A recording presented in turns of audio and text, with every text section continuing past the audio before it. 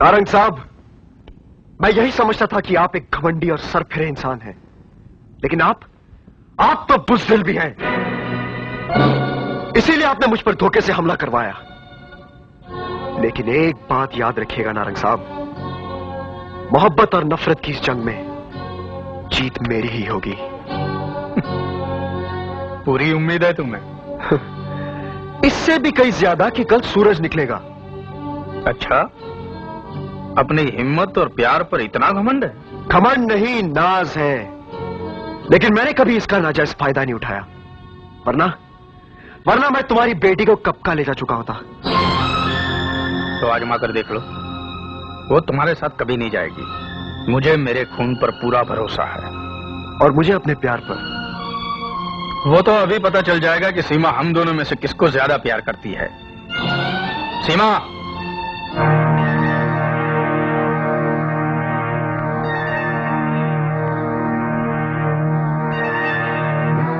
बेटी, आज ये तुम्हें मुझसे छीन कर ले जाने आया है।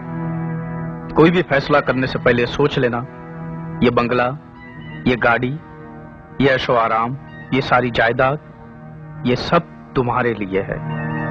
मैं तुम्हें दुनिया की हर खुशी दे सकता हूं। सीमा, मेरे पास प्यार के सिवा कुछ भी नहीं, और उसी के सहारे मैं तुम्हें लेने आया हूं।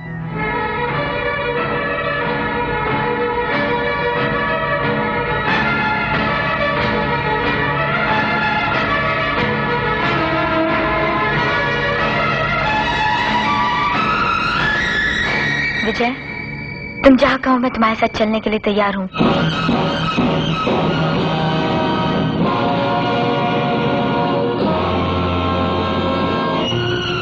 देख लिया नारंग साहब, मोहब्बत की जीत हुई। सीमा, मैं तुम्हें ऐसे नहीं बल्कि पूरे समाज के सामने इज्जत के साथ अपनी दुल्हन बना के ले जाना चाहता हूं। और तुम्हारे पापा की आंखों में नफरत नहीं, पिताई के आंसू देखना चाहता हूं।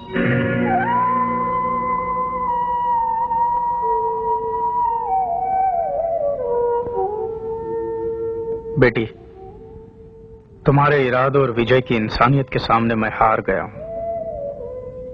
कल तुम्हारे जन्मदिन की पार्टी है ना, मैं सबके सामने तुम्हारी मंगनी का ऐलान करूंगा। पापा,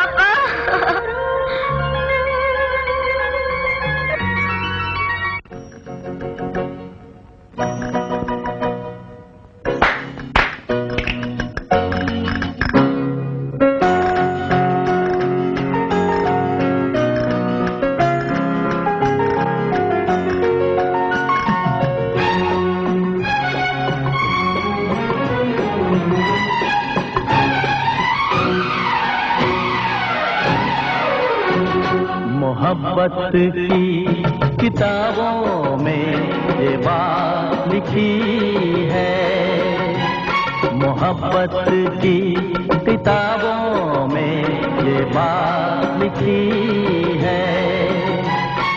आशिकों के आगे ये सारी दुनिया झुकी है, मोहब्बत की किताबों में ये बात लिखी है।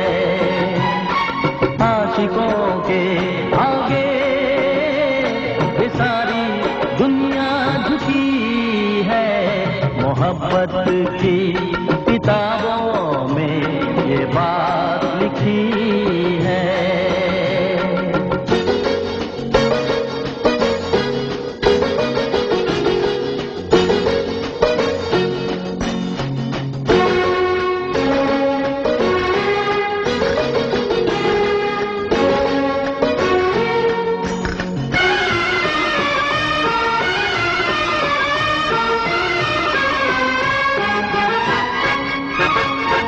हर इम्तिहान से आशिक हंस के गुजरते हैं, कब दुनिया के सितम की परवाह करते हैं।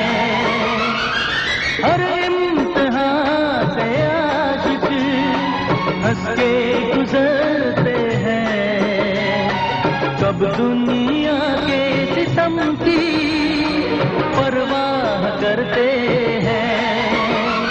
मिटाने से मोहब्बत हरगिज नहीं मिटी है, मोहब्बत की किताबों में ये बात लिखी है। आशिकों के आगे ये सारी दुनिया झुकी है, मोहब्बत की किताबों में ये बात लिखी है।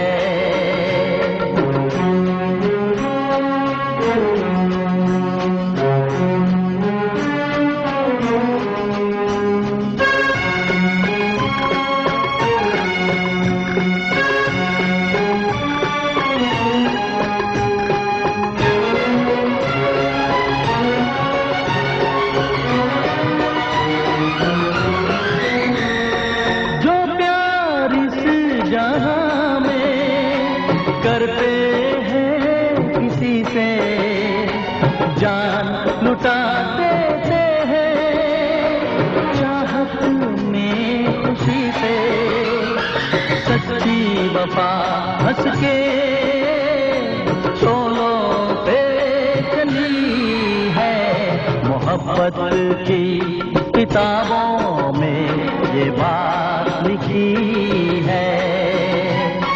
आशिकों के आगे ये सारी दुनिया झुकी है, मोहब्बत की किताबों में ये बात लिखी है। मोहब्बत की किताबों में ये बात लिखी है।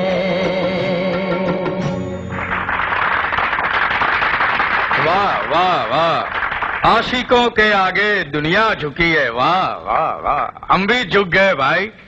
आप सब लोग अच्छी तरह जानते हैं कि ये पार्टी मेरी बेटी सीमा के जन्मदिन की खुशी पर दी गई है, लेकिन इस पार्टी के अंदर एक और खुशी भी शामिल है, वो है मेरी बेटी सीमा की मंगनी का ऐलान। तो ये है विजय, मेरा होने वाला दामाद। विजय एक बहुत ही समझदार, शरीफ, मेहनती, यूं कहिए कि बहुत ही अच्छा लड़का है। विजय के अंदर वो हर बात मौजूद है जो एक दामाद में होनी चाहिए। लेकिन चांद में भी दाग होता है, वैसे विजय में भी एक दाग है, उसकी गरीबी। और गरीब बोलो तो बहुत गरीब। रोटी है तो कपड़े नहीं है, कपड़े है तो रोटी नहीं है, दोनों है तो मकान नहीं है, मकान है तो दुकान नहीं है, दुकान है तो सामान नहीं है। फिर भी इसके बावजूद मैंने इसे पसंद किया। जानते हो क्यों? क्योंकि वो खुददार है, गरीब है लेकिन किसी से भीख नहीं मांगता, पढ़ाई के बाद उसे जो भी वक्त मिलता है तो बांद्रा पोस्ट ऑफिस के बाहर एक गंदे से बाकड़े पर बैठकर लोगों के लिए लेटर्स लिखता है। आज तक तो विजय अकेला है, लेकिन कल से मेरी बेटी उसके साथ जा रही है। मेरी बेटी जो अच्छे अच्छे कपड़े पहनती है, तरह तरह का खाना खाती है।